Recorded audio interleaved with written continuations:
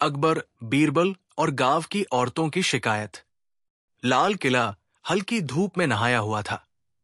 महल के आंगन में तोते बोल रहे थे और अमरूद के पेड़ों से गुजरती हवा में ठंडक थी। सम्राट अकबर अपने दरबार की तैयारियों में लगे थे। बीरबल हमेशा की तरह समय से पहले ही दरबार में आ पहुंचे थे। उनके चेहरे पर मुस्कान थी, वही चिरपरिचित मुस्कान जो किसी पहेली के पीछे छिपे जवाब की तरह लगती थी। अकबर ने कहा, बीरबल, आज कुछ अजीब घटा है। सुबह सुबह गांव की कुछ औरतें महल के द्वार पर आई हैं और वे कह रही है कि उन्हें हमसे न्याय चाहिए। बीरबल ने पूछा, क्या शिकायत है जहांपना? अकबर ने गंभीर स्वर में कहा, वही तो मुझे भी नहीं बताया गया। वे केवल यही कह रही है कि जब तक बादशाह खुद उनकी बात नहीं सुनेंगे, वे कोई बात किसी और को नहीं बताएंगी।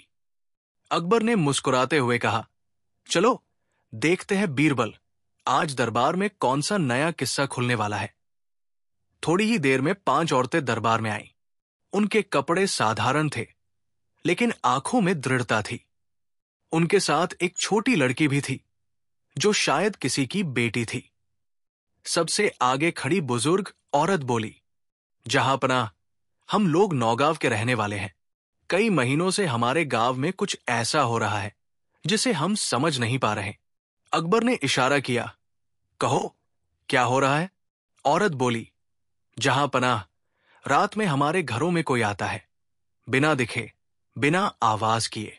कोई चीज चुराता नहीं, पर कुछ बदल जाता है। कभी हमारे अनाज में बालू मिल जाती है, कभी दूध पानी हो जाता है, कभी कोई दामन गायब हो जाता है और अगले दिन फिर वही दामन सूखा हुआ बाहर पेड़ पर लटकता मिलता है। गांव के लोग कहते हैं कोई छाया है, कोई जो इंसान नहीं। दरबार में सन्नाटा छा गया। अकबर ने थोड़ा झुककर कहा, तो तुम्हें लगता है कि ये कोई जादू या आत्मा का काम है? औरतों ने एक साथ सिर झुका दिया। हम नहीं जानते हुजूर, पर कुछ तो गड़बड़ है। बीरबल ध्यान से सब देख रहे थे।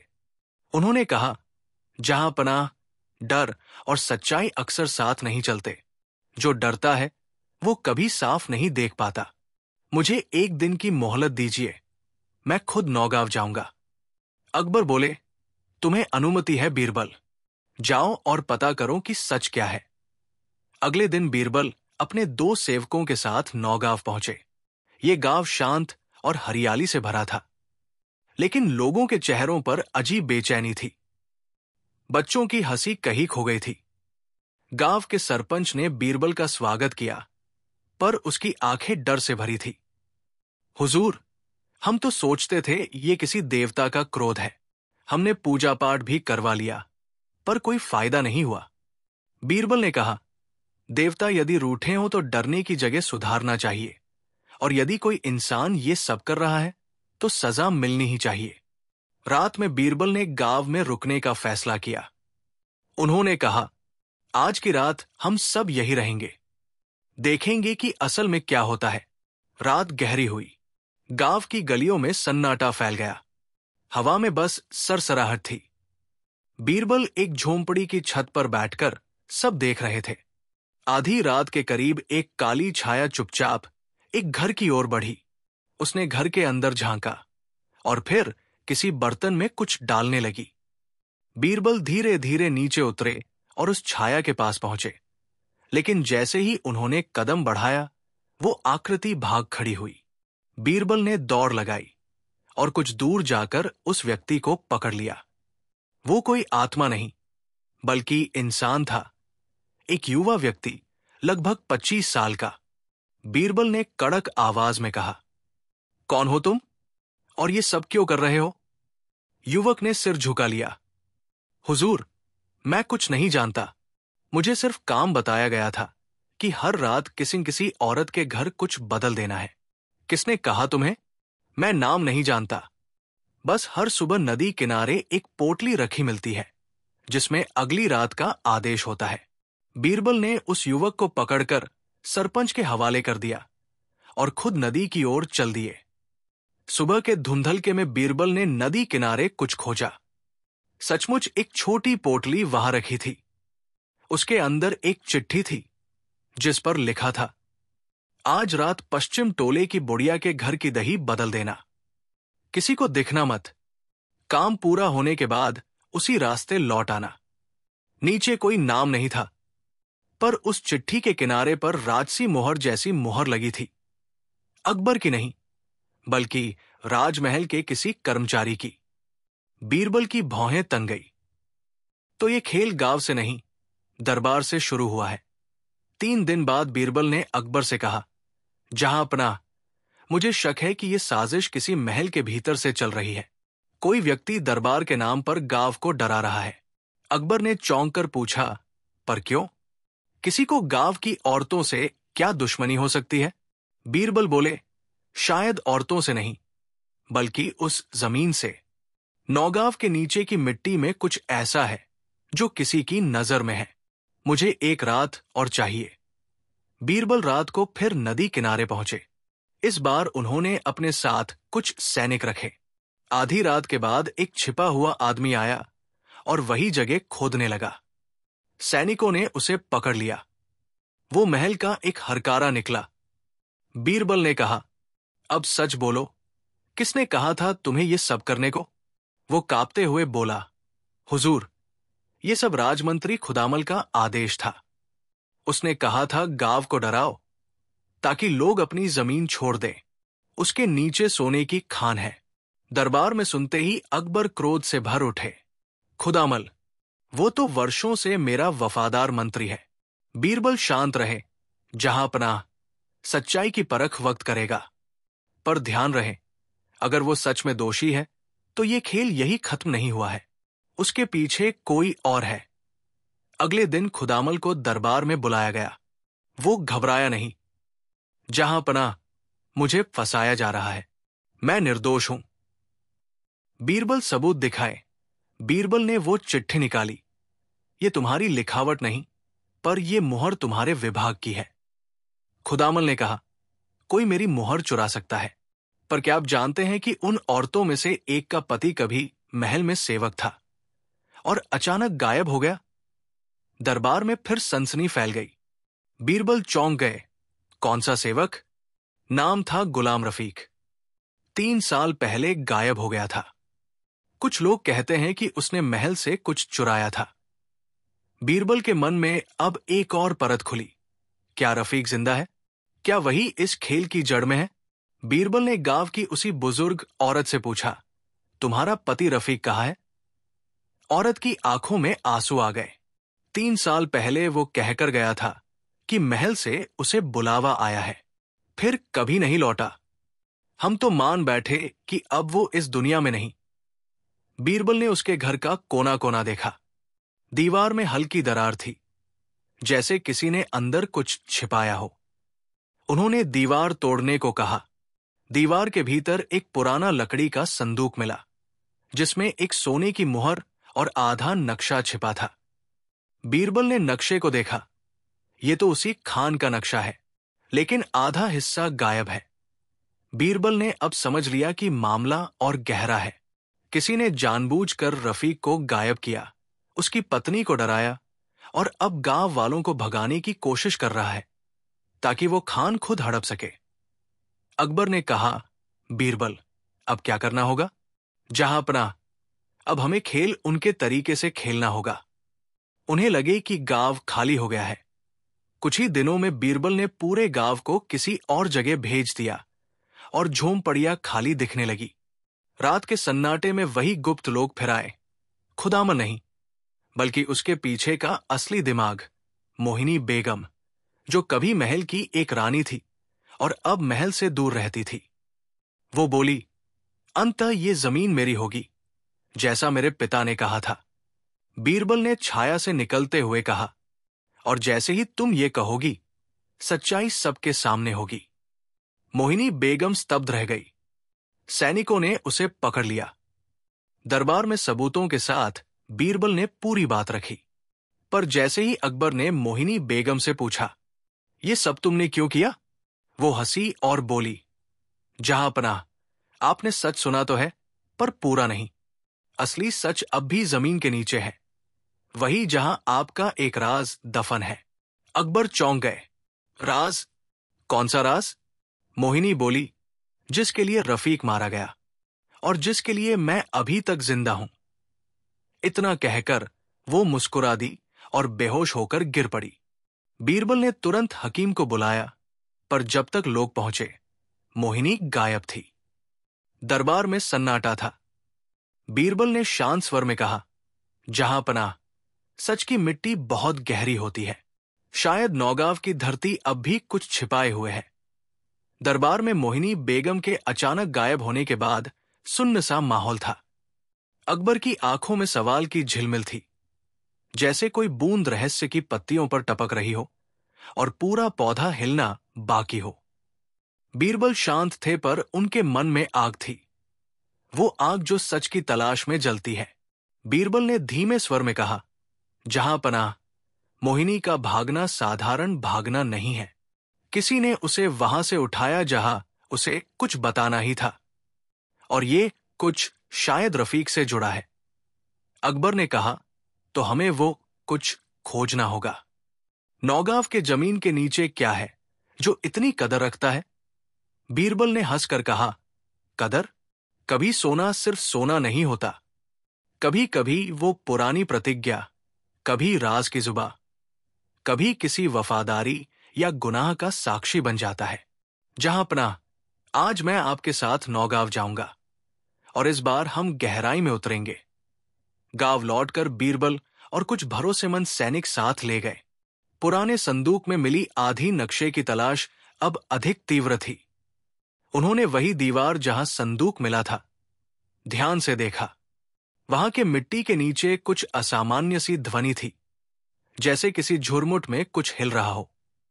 एक शाम जब गांव के लोग खेतों से लौट आए थे, बीरबल ने दीवार के पास खुदाई की अनुमति दी। 3-4 इंच नीचे उन्होंने एक पत्थर पाया, जिस पर बारीक सी नक्काशी थी, जिसे बार बार देखा गया फर्क था।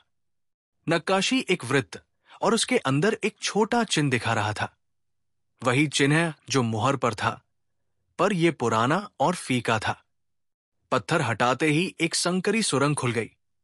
सुरंग में धूल थी, पर किसी के कदम के निशान भी थे। बीरबल ने मशाल जलाई और सुरंग के अंदर झांका। कुछ दूरी पर एक लोहे का तख्ता पड़ा था, जिस पर एक और आधी नक्शी लगी थी, ठीक उसी तरह, पर उम्र से जर्जर। नक्शे की एक कड़ी पर लिखा था, जो एक साझा करते हैं वे राज भी बांटते हैं। नक्शा जोड़कर पूरा हुआ, पर उस नक्शे पर कुछ और भी अंकित था।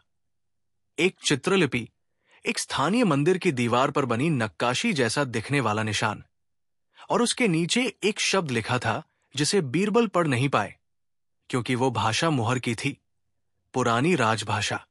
बीरबल ने कहा, अब हमें यह समझना होगा कि ये निशान किस मंदिर पर मिलता है, और अगर वही मंदिर अभी भी वही खड़ा है, तो वहां जाकर ही असली राज खुलेगा। नक्शे ने उन्हें नौगांव से 5 किमी दूर एक छोटे सा मंदिर तक ले जाया। मंदिर पुराना था, दीवारों पर जाले जैसे निशान, ऊपर से झाड़ियों ने आंचल ओढ़ रखा था। बीरबल ने दीवार की नक्काशी पर अपनी मशाल रखकर ध्यान से देखा। वही चिन्ह, और भी दीवार की एक पत्थर में गढ़ा हुआ अक्षर आधा टूटा हुआ था, पर उसमें एक नाम उभरता दिखा, रजविंद। बीरबल का चेहरा कठोर हो गया। वो नाम, रजविंद, महल की पुरानी किस्मतों में आता था। कहानी पुरानी थी। एक समय में रजविंद नामक कुल का शासक था, जिसकी वंशता का दावा कई शक्तिशाली परिवार करते थे, पर वो बहुत पहले मर गया, और उसके बाद उसकी वंशावली के साथ कुछ संदेह और गोलमोल रहस्य जुड़ गए। बीरबल ने मंदिर के पुजारी से पूछा, क्या तुम्हारे पुरखों ने कभी रजविंद का नाम लिया है? पुजारी ने धीमे स्वर में कहा, पर वो कहानी है जिसे हम बच्चों को डराने के लिए कहते हैं। कहते हैं रजविंद ने अपनी प्रजा के लिए एक वादा किया था, और उस वादे की गवाही उसके साख में दफन की गई थी। पर किसने दफन किया और क्यों, हमने नहीं जाना। बीरबल ने मुंह में कहा, वादे की गवाही?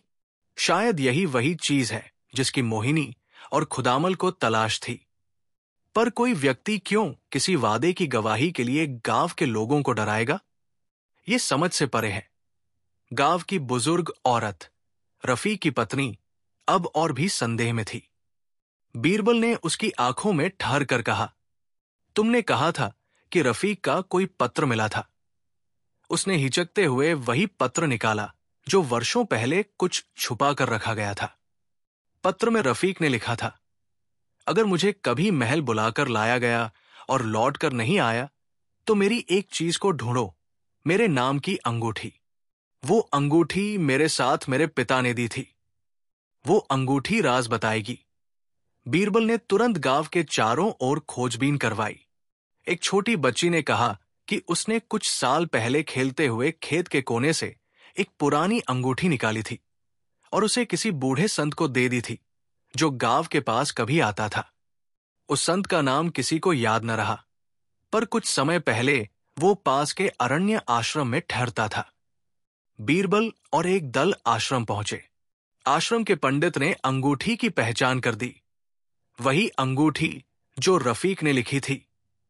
पर आश्चर्य की बात यह थी कि अंगूठी के नीचे एक नाम खुदा हुआ था, पर वो रफीक का नाम नहीं था।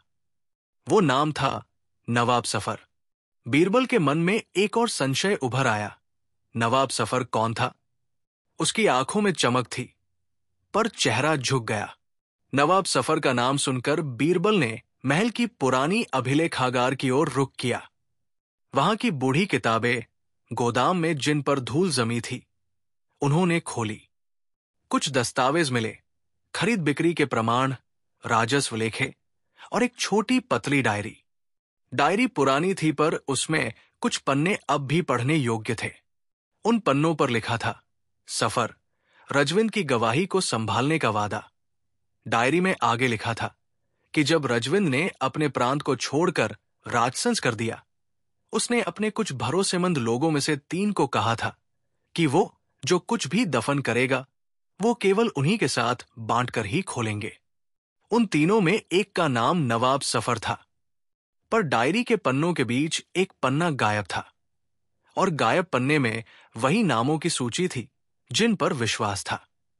बीरबल ने समझ लिया, यह कहानी महल की कई पीढ़ियां जोड़ती हुई थी और रहस्य सिर्फ सोने या खान का नहीं था। यह किसी गुप्त वादे, किसी किस्से, किसी राज का संबंध था जो पीढ़ियों से छिपा हुआ था। अचानक बीरबल के कबीले के एक छोटे नौकर ने महल की बस्ती से एक चिट्ठी पकड़ी। चिट्ठी किसी अनजान पते से महल तक आई थी, पर उसमें केवल एक पंक्ति थी, खोज का अंत वही होगा जहां शुरू हुआ था। चिट्ठी पर कोई नाम नहीं था, पर एक छोटी मुहर थी, वही फीकी मुहर जो पहले मिली थी। बीरबल ने कहा, जो लोग खेल रहे हैं वो हमें उलझाना चाहते हैं। उन्हें हमें यह दिखाना है कि केवल गांव की जमीन पर नजर नहीं है, बल्कि पूरे चक्र पर उनकी पकड़ है। वो अब तय कर चुका था कि सत्य का खुलासा केवल खुद के शोर शब्द से नहीं होगा, उसे लोगों की यादों और खोए हुए टुकड़ों को जोड़ना होगा। 20 साल पहले महल में एक युवक था, रफीक के साथी जैसा, जिसका नाम आशिन था। कहा जाता था कि आशिन ने कभी नवाब सफर के साथ मिलकर किसी चीज का संरक्षण किया था। आशिन अब वृद्ध हो चुका था और गांव के एक कोने में रहता था। बीरबल ने उसे बुलाया।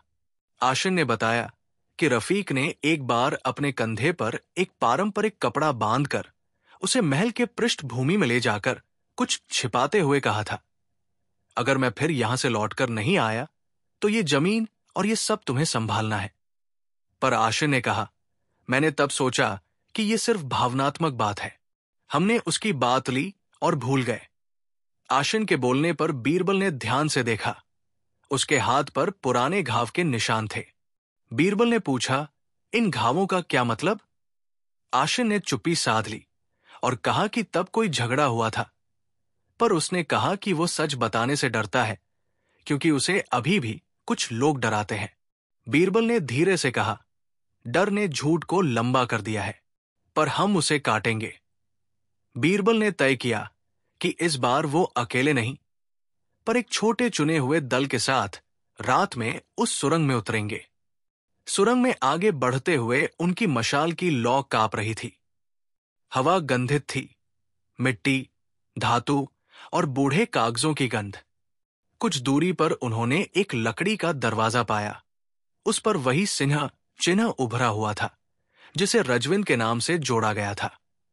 दरवाजा खोलते ही एक चैम्बर था। चैम्बर के बीचों बीच एक पुराना तख्ता रखा था और तख्ते पर एक मटमैला कपड़ा ढका हुआ था। बीरबल ने कपड़ा हटाया, पर जो सामने था वो सोना नहीं था, नहीं कोई बहुमूल्य आभूषण। वो एक पुरानी पुस्तिका थी। पन्ने पीले पड़े थे और ऊपर किसी ने बड़े अक्षरों में लिखा था, रजविंद की गवाही। बीरबल ने पन्ना खोला। पन्नों में दर्ज था, रजविंद ने अपने प्रांत के किसानों से एक शपथ ली थी, यदि कभी मेरे वंश से कोई अन्याय करेगा, ये गवाही उन दिनों की याद दिलाएगी। पन्नों में आगे लिखा था कि उसने अपने कुछ बांडों को कुछ लोगों के नामों के साथ दफन कर दिया, पर एक चेतावनी भी थी, ये गवाही तभी खोली जाए जब 3 सच्चे गवाह हों। बीरबल ने माथा टेकते हुए कहा, 3 गवाह? पर कौन से 3? और क्यों रफी की अंगूठी पर नवाब सफर का नाम? शायद नवाब सफर एक गवाह था। उसी पल एक खिड़की से हवा आई और पन्नों के बीच कुछ गिरा, एक चमकदार धातु का टुकड़ा। जब उन्होंने तौल कर देखा तो वो एक छोटी सी प्लेट थी जिस पर उभरे अक्षरों में लिखा था, सत्य सिर्फ आवाज नहीं, वो पहचान है। बीरबल ने तब महसूस किया कि वो वस्तु महज भौतिक चीज नहीं, वो संकेत थी। संकेत की कोई बड़े खेल में अभी भी भागीदार बचा है। अगले दिन दरबार में एक सूचना आई। किसी ने मोहिनी बेगम को पास के एक मोड़ पर देखा था, पर वो किसके साथ थी और कहा जा रही थी, कोई नहीं जानता था। अकबर ने आदेश दिए कि किसी भी हाल में मोहिनी को पकड़ कर लाया जाए। पर मध्यरात्रि में महल के दरवाजे पर एक और चिट्ठी मिली, उसी अज्ञात मुहर वाली। पर इस बार चिट्ठी में केवल एक पंक्ति थी, सच जब खुला होगा तो कुछ लोग खुश नहीं होंगे। बीरबल ने यह चिट्ठी पढ़ते ही कहा, कोई जो सच को छिपाने लगा, उसने मोहिनी को एक तरह से जिंदा रखा ताकि वो सच खुलते ही कुछ कह सके या छुपा सके। पर मोहिनी ने जो कहा था, राज अभी भी जमीन के नीचे है, वो सच ही रह गया है, पर अब हम उसके करीब हैं। गांव की औरतों ने अब डरना बंद कर दिया और अकबर से खुलकर पूछा, हमें अपना घर, अपनी जमीन चाहिए। हमें बताइए कि किसने हमें डराया और क्यों। अकबर की नजरें कठोर थी। वो समझ चुका था कि राज किसी एक व्यक्ति का नहीं है। उसने बीरबल से कहा, अब जो भी सच हो उसे न्याय के साथ पेश करो। बीरबल ने फिर से सबको इकट्ठा किया और कहा, हमारे पास जो कुछ भी है वो संकेत है, अंगूठी, डायरी, पन्नी और एक अधूरी कहानी। पर इनसे बड़ा सच अभी हमारी नजरों से बचा हुआ है। हमें 3 सच्चे गवाहों की खोज करनी होगी, रफीक के साथी, नवाब के संबंधी और मोहिनी का कोई करीबी। पहला गवाह आशिन। उसने स्वीकार किया कि उसने रफीक के साथ कुछ छिपाया था, पर उसका नाम नहीं बताया। उसने कहा कि वो सच अब बताएगा, पर डर था कि कोई उसे मार देगा। बीरबल ने आश्वासन दिया और आशिन को अपने साथ महल में सुरक्षित रखा। दूसरा गवाह पुजारी। मंदिर के पुजारी ने कहा कि उसने एक बार नवाब सफर को मंदिर में पूजा करते देखा था और उसने एक संदूक वहां दफन होते देखा था। वो डर के कारण चुप रहा। उसने अब कबूल किया कि संदूक पर उसने कभी नजर नहीं डाली, क्योंकि उसे बताया गया था कि ये मंदिर की धरोहर है। तीसरा गवाह एक नौकर जिसने मोहिनी को कई बार देखा था। उसने कहा कि मोहिनी को राजचंद नाम का एक पुराना दरबारी मिला करता था, जो वर्षों पहले गायब हो गया था, और उस दरबारी के पास एक छिपा हुआ भाग था जो किसी बड़ी खाते में जुड़ा था। तीनों गवाहों की बातें जोड़ने पर बीरबल ने महसूस किया कि यहां सिर्फ सोना या जमीन नहीं है, ये एक पुरानी शपथ और किसी राजसी भूल की सफाई का मामला है। राजचंद का नाम सुनते ही बीरबल का दिमाग दौड़ गया। राजचंद वही दरबारी था जिसने कई दस्तावेज संभाले थे, और यदि उसने कभी कुछ छिपाया था तो वो दस्तावेज किसी बड़े अपराध या वचन से जुड़े हो सकते थे। बीरबल ने महल के पुराने कोठों, राज संकुलों और राजगुप्तों के कक्षों की छानबीन करवाई। अंत में एक बुजुर्ग सेवक की याददाश्त काम आई। उसने बताया कि राजचंद ने एक समय पर एक तिजोरी महल के निचले तहखाने में रखी थी और कहा था कि वो किसी विशेष हुक्म के बिना नहीं खोली जानी चाहिए। उस तहखाने का चिन्हांकन नक्शे पर मिल गया था, पर तहखाने के पास पहुंचकर उन्हें पता चला कि तहखाने पर हाल की किसी रात में कोई और काम कर चुका था। तिजोरी खाली थी। खाली तिजोरी ने सबको स्तब्ध कर दिया। यानी कोई पहले ही तिजोरी खोलकर दस्तावेज ले गया था। पर कौन और क्यों? तहखाने के फर्श पर कुछ काली धूल और एक छोटी सी छड़ी मिली। छड़ी पर वही छोटा सिनूप चिन्ह था जो पहले कई जगह देखा गया था। इसी संकेत ने बीरबल को एक ठंडी सच्चाई तक पहुंचाया। कोई समूह जो पुराने चिन्हों का उपयोग कर रहा था, धीर विरुद्ध कार्य कर रहा था। उन निशानों का पीछा महल के पुराने बैरक तक गया। वहां एक कमरे में उन्होंने कुछ पुरानी सूचनाएं पाई, नामों की सूची, तारीखें, और एक नाम बार बार उभरता था, रजविंद। पर सूची के नीचे एक और पंक्ति थी जो अचानक कटती हुई लगती थी, जैसे किसी ने नाम काट दिया हो। बीरबल ने कहा, किसी ने जानबूझकर दस्तावेजों को संशोधित किया है ताकि कुछ पता न चले, पर हर संशोधन का निशान छोड़ता है और वही निशान हमें सीधे तथ्यों की ओर ले जाएगा। थोड़ी सी और जांच में पता चला कि उस रात जब मोहिनी बेगम भागी थी, उसी रात महल के एक कक्ष में कुछ पुरानी बोली बाजार संदूकों के बीच एक और छोटा तिजोरी रखा गया था। तिजोरी खुली मिली और अंदर एक नकलदार कागज था। उस नकलचीन कागज पर कुछ गुत्थियां लिखी हुई थी जो किसी को गुमराह कर सकती थी। बीरबल ने महसूस किया कि कोई नकल फैला रहा था। असली कागजों की जगह नकल रखकर सच्चाई को झूठे रास्ते पर ले जाया गया था। यह खेल अब और सूक्ष्म और चतुर था। बीरबल ने महल के कुछ भरोसेमंद लोगों से पूछा, क्या किसी ने हाल के दिनों में राजकक्षों में घुसपैठ की है? किसी ने बताया कि महल के बाहर से कुछ अनजान लोग आए थे। वे बड़े कपड़े पहनकर आते और नीटनफते ढंग से जाते।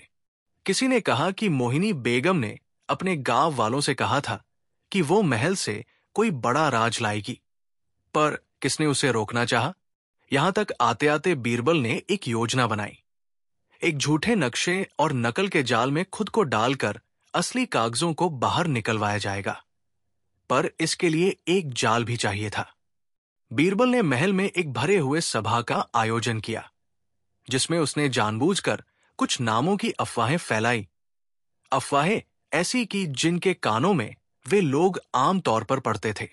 अफवाहें इस तरह की थी कि रजविंद की गवाही के कुछ हिस्से तिजोरी में अभी भी हैं और वे महल की प्रतिष्ठा को हिला सकते हैं। जैसे ही अफवाह फैलने लगी, वे लोग जो सच छिपा रहे थे बेताब हुए। उनमें से कुछ ने अपने आप को दोषमुक्त करने की कोशिश में कुछ कदम उठाए और उन्हीं कदमों में एक ने असल दस्तावेज बाहर निकाल दिया। वही दस्तावेज एक पुराने किसान के घर के नीचे पाया गया। वो किसान वही था जिसने सालों पहले महल के लिए लकड़ी का काम किया था। दस्तावेज में कुछ पंक्तियां थी, राजस्व के पुराने नोट, कुछ खिलाफत के संकेत और एक आखिरी पंक्ति, सच वही रहेगा जो मिट्टी ने देखा, पर मिट्टी भी चुप रहती है। बीरबल ने दस्तावेज पढ़कर कहा, यह अदालती प्रमाण नहीं है, ये केवल हिस्सों की झलक है, पर ये हिस्से हमें बताते हैं कि किसी समय में महल ने उन लोगों से कुछ वादे लिए थे जिन्हें अब बदला जा रहा है। उसी रात मोहिनी की तरफ से एक पत्र महल में पहुंचा। पत्र बंद था, पर उस पर वही फीकी मुहर थी। पत्र में लिखा था, मैंने कभी कहा था कि सच जमीन के नीचे है, पर सच कभी सिर्फ कागजों में नहीं रहता, वो लोगों के दिलों में भी रहता है। अगर आप सच चाहते हैं तो उन लोगों से पूछिए जो अब कह रहे हैं कि उन्हें डर था।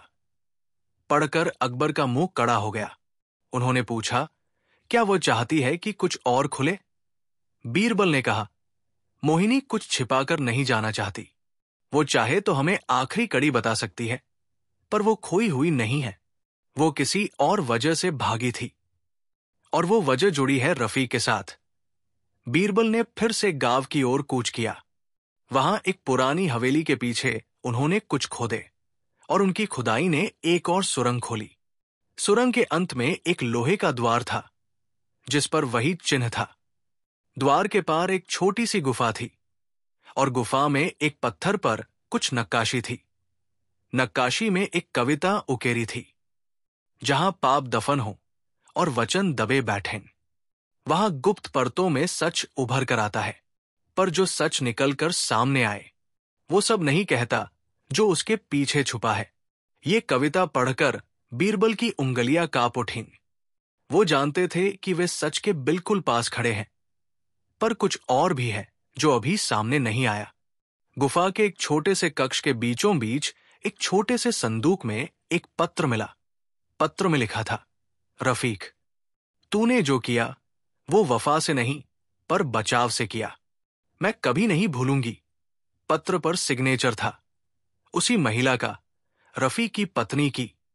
बीरबल की आंखें भर आई, पर वे जानते थे कि भावनाएं ही न्याय नहीं देती, सबूत चाहिए थे। पत्र के साथ ही संदूक में एक तस्वीर मिली जिसमें रफीक, मोहिनी और रजविंद के कुछ नाम जुड़ रहे थे, पर तस्वीर का एक कोना फाड़ा हुआ था। तस्वीर के फटे हिस्से ने बीरबल का ध्यान एक नाम पर टिकाया। उस भाग पर कोई हस्ताक्षर था जिसका नाम था हुसैन। उस नाम का कोई इतिहास महल की पंक्तियों में था। एक मिडिल क्लास दरबारी जिसने कई वर्षों पहले महल छोड़ दिया था, और अचरज ये कि वही व्यक्ति अतीत में रफीक का नजदीकी था। बीरबल ने हुसैन को ढूंढना चाहा।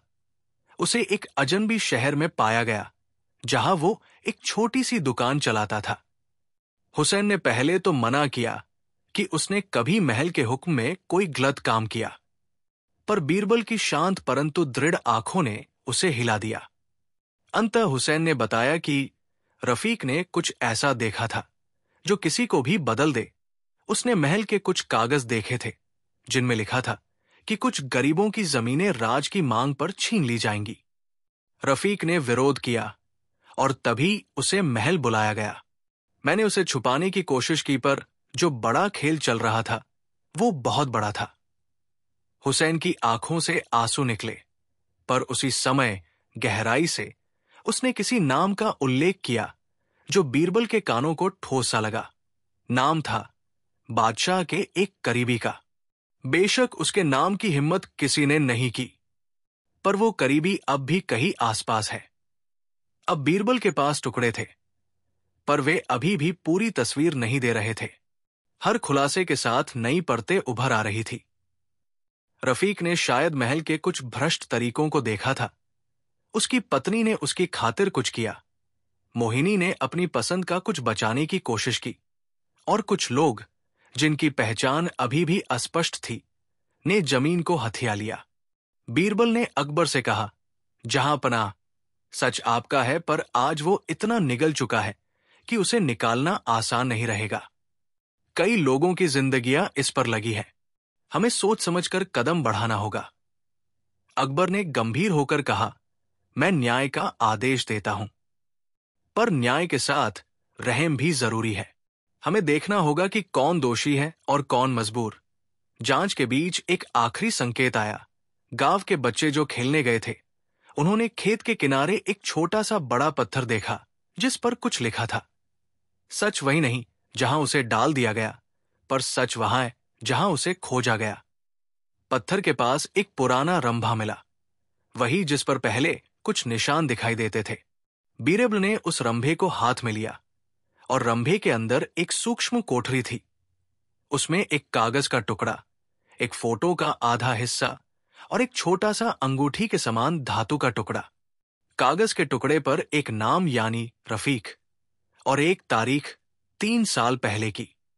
फोटो के आधे हिस्से पर किसी का चेहरा था, पर चेहरा आधा फटा हुआ था, और अंगूठी का टुकड़ा ऊपर से जर्जर परंतु शायद किसी चाबी जैसा था। बीरबल ने कहा, हमने बहुत कुछ देखा, पर अब भी एक बड़ा सवाल बाकी है। रफीक सच में मर गया या छिप गया?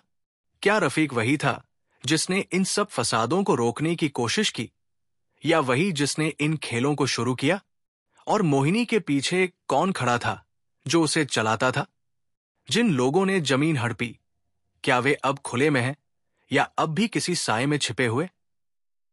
अकबर ने धीरे से कहा, हमने जो भी किया है वो सिर्फ शुरुआत है, पर मैं वादा करता हूं कि इस सच को हम ढूंढ कर लाएंगे। पर सच की गहराई इतनी है कि हर खुलासे के साथ नई परत उभरती है। बीरबल ने हाथ में अंगूठी का टुकड़ा देखा और मुस्कुरा कर कहा, जहांपनाह, इतिहास हमें बताता है कि जो भी दफन किया जाता है वो अक्सर वापस उभर आता है, पर कभी कभी वो उभार किसी और के लिए नए प्रश्न छोड़ जाता है। हमें तैयार रहना होगा। अकबर अपने निजी कक्ष में चिंतित बैठे थे। बीरबल उनके सामने शांत मुद्रा में खड़े थे। हाथों में वही अंगूठी थी जो रफीक की मानी जा रही थी, पर उस पर उभरा नाम नवाब सफर अब भी रहस्य बना हुआ था। अकबर बोले, बीरबल, मैंने बहुत सी लड़ाइयां देखी, बहुत से झूठ सुने, पर इस कहानी में सच इतना उलझा क्यों है? बीरबल ने धीरे से कहा, जहांपनाह, जब किसी सच को जमीन में दफन कर दिया जाता है तो वो मिट्टी बन जाता है, और जब मिट्टी फटती है तो उसमें से फूल नहीं, आग निकलती है। अकबर ने आदेश दिया, आज ये कहानी खत्म होनी ही चाहिए, बीरबल, चाहे उसके नीचे कितना भी पुराना गुनाह क्यों न दबा हो। सुबह होते ही खबर आई कि मोहिनी बेगम को पास के जंगल से पकड़ लिया गया है। वो घायल थी पर जीवित। उसे तुरंत दरबार लाया गया। दरबार में अकबर ने पूछा, मोहिनी, अब सच बताओ, तुमने गांव की औरतों को डरवाया, मुहरों का इस्तेमाल किया और महल का नाम लेकर अफवाहें फैलाई, क्यों?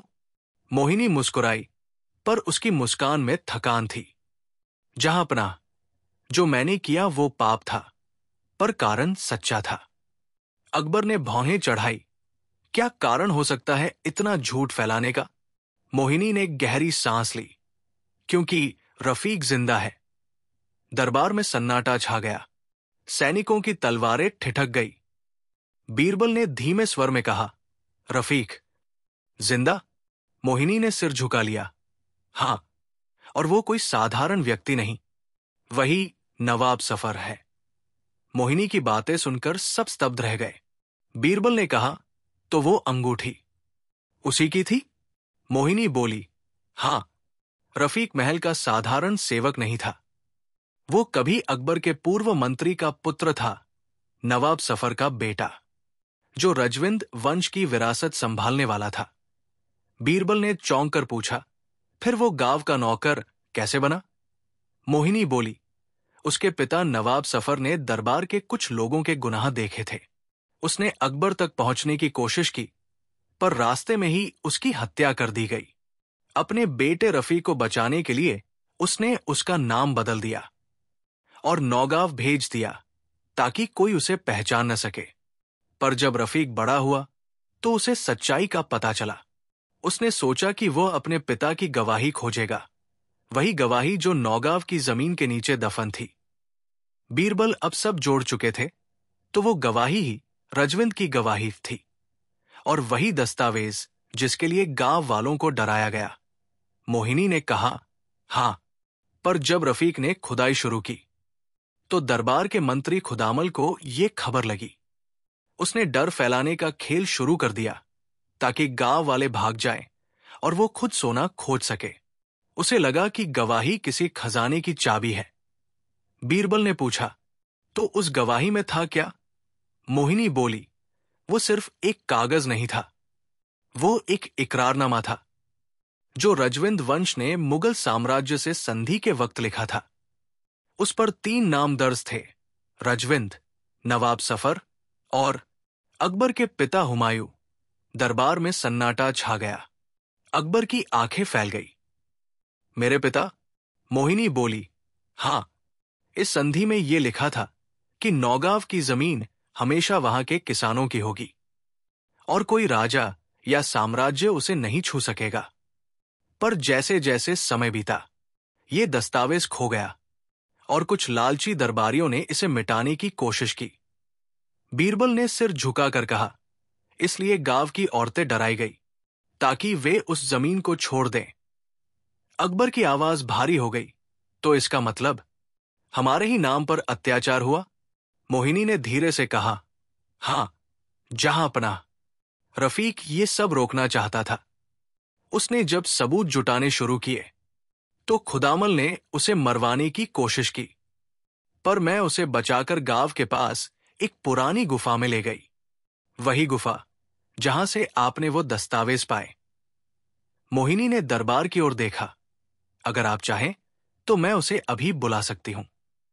अकबर ने इशारा किया। सैनिकों को आदेश दिया गया। थोड़ी देर में 2 पहरेदार एक व्यक्ति को लेकर आए। वो दुबला था, पर आंखों में दृढ़ता थी। चेहरे पर मिट्टी थी, पर आत्मा में सच्चाई की चमक। वो रफीक था। बीरबल ने उसकी ओर देखा। तो ये सब तुमने सहा बिना कुछ कहे? रफीक बोला, हां बीरबल जी, अगर मैं बोलता तो मेरी बात झूठ लगती, इसलिए मैंने चुप रहना बेहतर समझा। अकबर ने पूछा, और तुम्हारा पिता नवाब सफर? रफीक की आंखें भीग गई। उन्होंने सच्चाई के लिए जान दी, जहांपनाह। वे जानते थे कि एक दिन ये सच जरूर खुलेगा। बस उनका एक ही सपना था कि जो जमीन किसानों की है वो हमेशा किसानों की ही रहे। बीरबल ने कहा, जहांपनाह, ये सारा मामला सिर्फ न्याय का नहीं, बल्कि नाम और प्रतिष्ठा का है। अगर ये खबर बाहर गई कि दरबार के मंत्री ने ऐसी चाल चली, तो आपकी छवि को नुकसान होगा। अकबर ने कहा, तो क्या तुम कह रहे हो कि सच छिपा दिया जाए? बीरबल बोले, नहीं जहांपनाह, मैं कह रहा हूं कि सच को दिखाया जाए, लेकिन गरिमा के साथ। हमें खुदामल को दरबार में बुलाना चाहिए ताकि वो अपनी साजिश स्वीकार करे। अगले दिन खुदामल को लाया गया। पहले तो उसने सब कुछ नकार दिया, पर जब रफीक सामने आया और जब बीरबल ने उसके विभाग की मुहरों के सबूत रखे, तो वो टूट गया। खुदामल रो पड़ा। मैंने लालच में आकर ये सब किया। मुझे लगा था कि जमीन के नीचे सोना है, पर असल में वहां सच्चाई दफन थी। माफ कर दीजिए जहांपनाह। अकबर ने गंभीर स्वर में कहा, खुदामल, गुनाह करने वाले को माफी नहीं, सजा मिलती है। पर अगर तुम सच स्वीकार कर चुके हो, तो तुम्हारा यही स्वीकार ही तुम्हारी सजा होगी, क्योंकि अब तुम्हें वो गांव फिर से बनाना होगा जिसे तुमने डराया था। अकबर ने आदेश दिया, नौगांव की सारी जमीन किसानों के नाम वापस की जाए। जो डर फैलाया गया उसकी भरपाई महल करेगा। गांव की औरतें रो पड़ी। वे अब डर में नहीं, राहत में थी। मोहिनी को भी माफी दी गई, क्योंकि उसने गुनाह किया था पर नियत नेक थी। अकबर ने कहा, जिसने सच्चाई बचाने के लिए झूठ बोला वो गुनाहगार नहीं, बल्कि साहसी है। रफीक से कहा गया, तुम्हारे पिता की गवाही अब इतिहास का हिस्सा बनेगी, और नौगांव की मिट्टी अब किसी डर का प्रतीक नहीं, बल्कि न्याय का प्रतीक होगी। बीरबल ने एक पत्थर पर सत्य शब्द खुदवाने का आदेश दिया। वही स्थान जहां कभी पोटली मिलती थी, अब सत्य का प्रतीक बन गया। उस शाम बीरबल और अकबर साथ बैठे थे। दरबार खाली था, बस लाल आसमान की छाया भीतर आ रही थी। अकबर बोले, बीरबल, मैंने बहुत बार तुम्हारी बुद्धि देखी है, पर आज तुमने जो किया उसने मुझे भीतर से झकझोर दिया। मैंने जाना कि सच्चाई कभी दुश्मन नहीं होती, पर उसे पाने के लिए धैर्य चाहिए। बीरबल ने मुस्कुराते हुए कहा, जहांपनाह, न्याय तब तक अधूरा रहता है जब तक वो डर पर जीत न पाले। आज डर मिट गया, बस यही असली जीत है। अकबर ने गहरी सांस ली। और वो रफीक